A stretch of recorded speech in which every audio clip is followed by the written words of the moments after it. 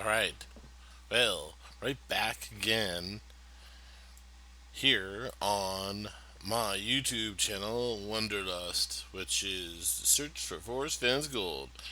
And oh my, I have been gone for a while. Been busy, as they say, busy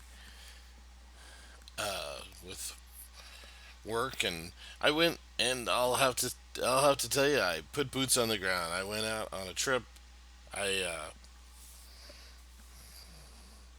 had intended to go out for a longer trip, and I got out and I ran into some problems with the weather. Anyways, here's a picture here. I think I wanted to talk about the boots on the ground trip a little bit, and one of the things I ran into was really serious weather. I don't know if really serious. Well, okay, pretty bad weather. A lot of snow, a lot of rain, a lot of very cold temperatures, some thunderstorms, and I actually cut my entire trip short. I turned around, I had some family issues and had to come back home for some work, so I had to kind of cut my had to cut my trip short. So, I also made a mistake, and I want to convey that to anybody who is a Forrest fan searcher and who listens to my channel. And one of the I think I'm gonna do a video about that. I always say I'm gonna do a video about that. And I don't do a video about that is because about the cost of these trips, the cost and the time. And I think that was one of the things I drive on these trips. I'm starting to think more and more I may fly. I saw actually very reasonable rates out to like as a base, like going out to Denver and then renting a car. I'm starting to see more and more like a good idea because at least from where I am in the Pacific Northwest, and I don't know where anybody else is, but I'm guessing that a heck of a lot of people live along the East Coast and or the West Coast, like California, Oregon, Washington, Nevada, Arizona. I mean, it's if you're gonna drive, it's a haul. I mean, you're looking at, another thing too is well, as I can hear a lot of people coming back and say, no, it's not that big of a deal to drive. And I guess there is some truth to that. If you have three people or just two people, and they're both competent drivers, then yeah, I could see how one person could knock out 3 or 4 hours, and then jump the other person in the driver's seat and knock out 4 hours. I mean, if you got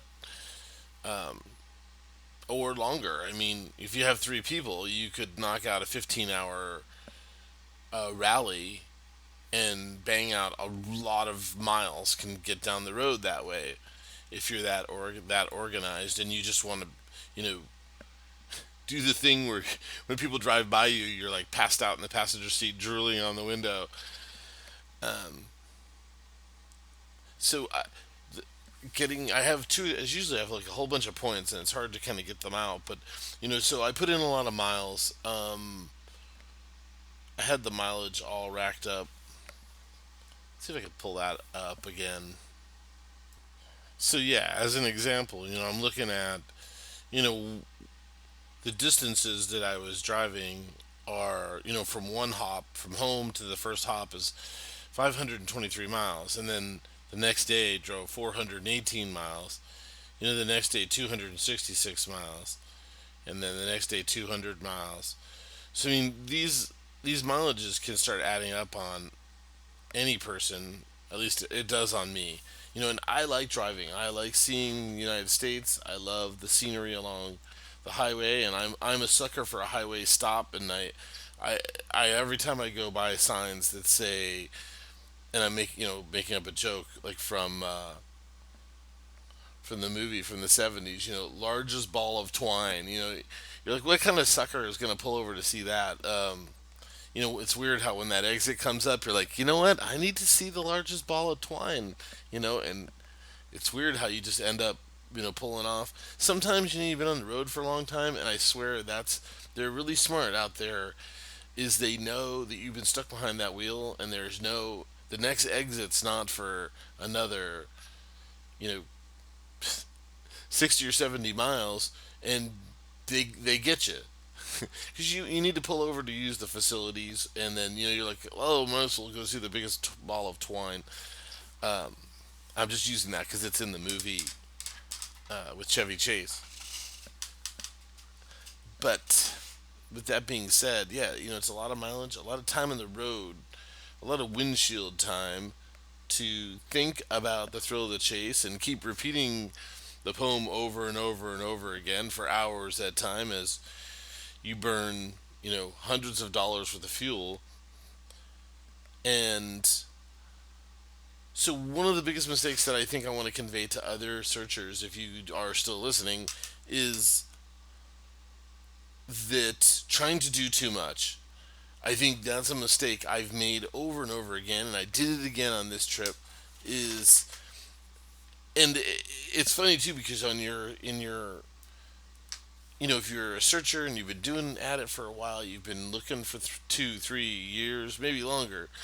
You start having this hit list of, and you do that thing where you're kind of drooling over Google Maps, and you have that list of places where you're like, man, if I ever was in that area, in this part of Wyoming, and it is tempting, that you go by that exit, just like the biggest ball of twine or yarn or whatever.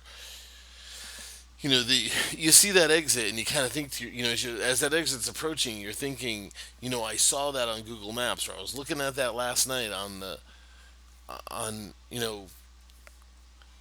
and I, and you end up going down that road, that little 2 lane road, that little squiggly road, and that does happen. I mean, it's happened to me, and I can also hear a lot of searchers sitting there saying, a heck of a lot of people saying, well, if you didn't have it solved, you shouldn't go out there at all. And I trust me, I hear that sentiment echoes in my brain, um, especially when you're heading home. That drive home is, when you're looking at 1,600, 1,500 mile drive home.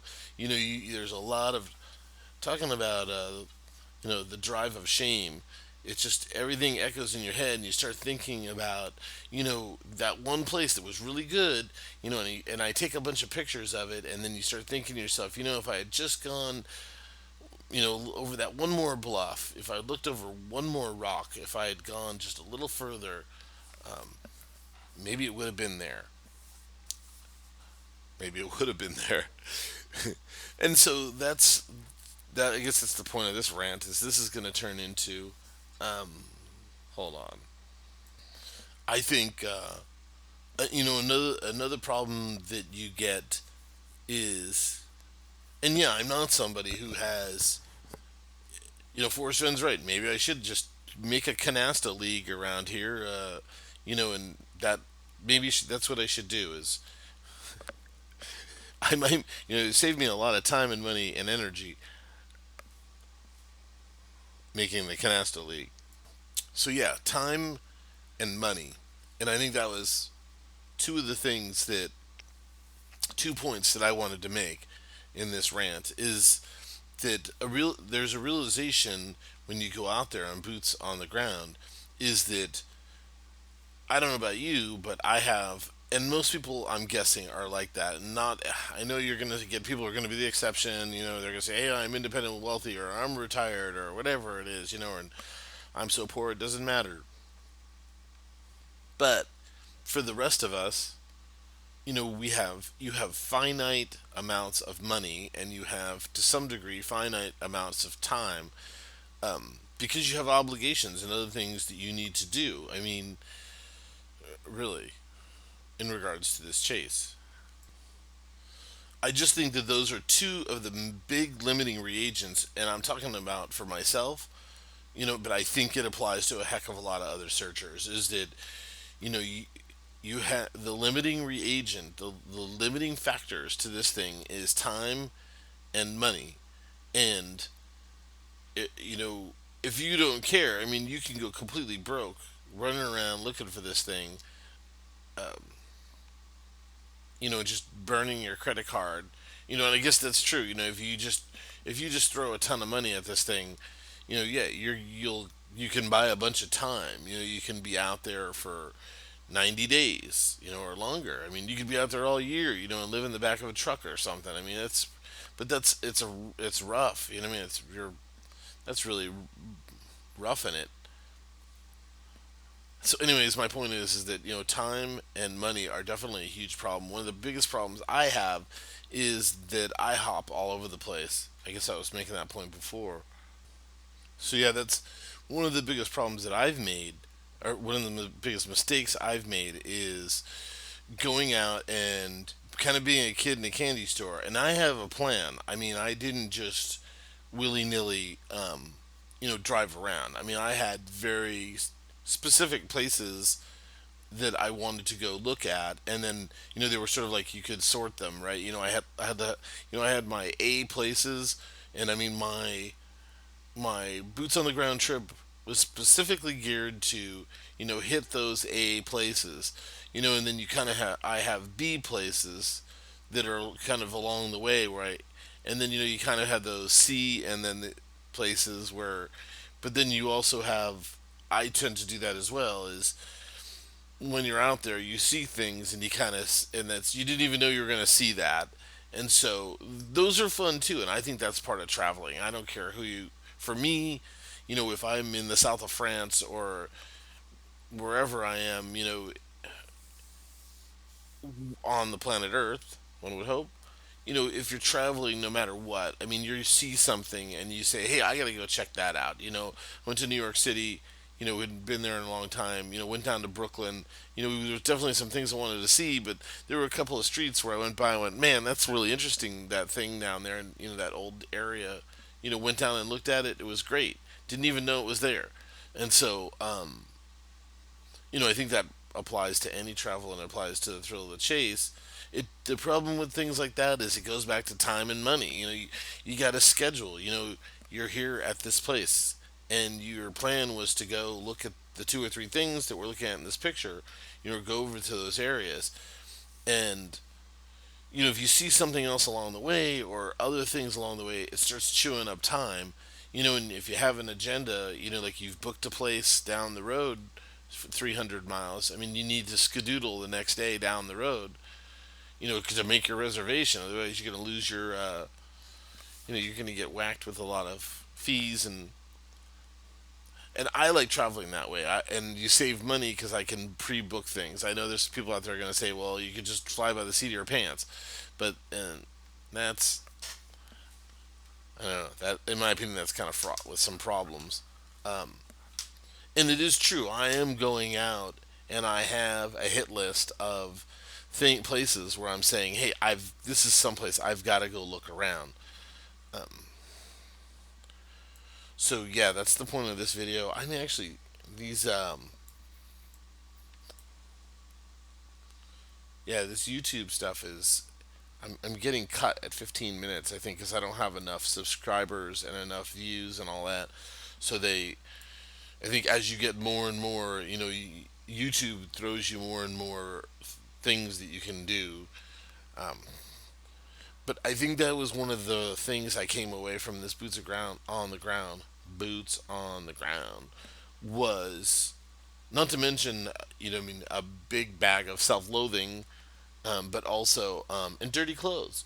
No, and that yeah, time and money is a reagent, and it limits what you can do.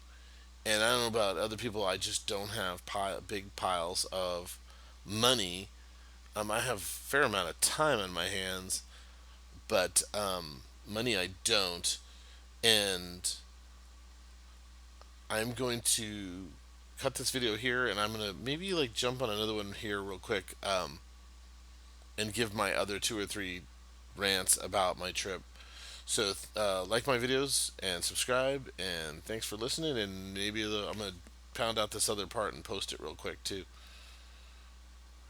Thanks for listening.